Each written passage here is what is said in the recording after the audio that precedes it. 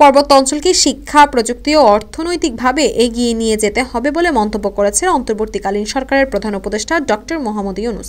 তিনি বলেন, প্রকৃতির সৌন্দর্য সম্পদে পরিপূর্ণ পার্বত্য জেলাগুলো বাংলাদেশ সবচেয়ে উন্নত অঞ্চল হতে পারত, কিন্তু সবচেয়ে পেছনে পড়ে আছে। এটা হওয়ার কথা না। আপনাদের ফসল, ফল-ফলাদি, ঐতিহ্যবাহী পণ্য নিয়ে অর্থনৈতিক আপনাদেরকে এগিয়ে যাওয়ার কথা।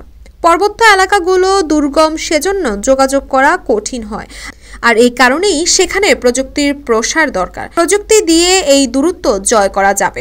11 ডিসেম্বর রোজ বুধবার সকাল 10:30টায় পার্বত্য জেলা পরিষদ ব্যবস্থার শীর্ষক প্রশিক্ষণ কর্মসূচিতে ভার্চুয়ালি যোগ দিয়ে এইসব কথা বলেন প্রধান উপদেষ্টা।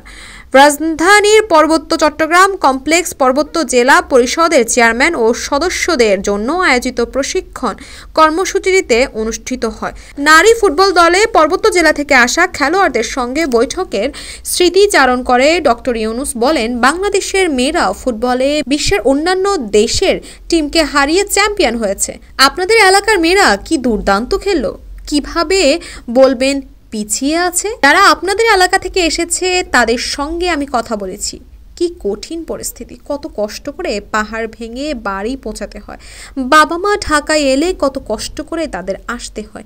এই প্রতিকূলতার মধ্যেই কিন্তু তারা বিশ্বজয় করে এসেছে। পার্বত্য এলাকায় তরুণরা যেন বিশ্ব নাগরিক হয়ে ওঠে, এমন আশাবাদ ব্যক্ত করে তিনি বলেন, আপনাদের মেয়েরা ফুটবলে বিশ্বজয় করে এনেছে।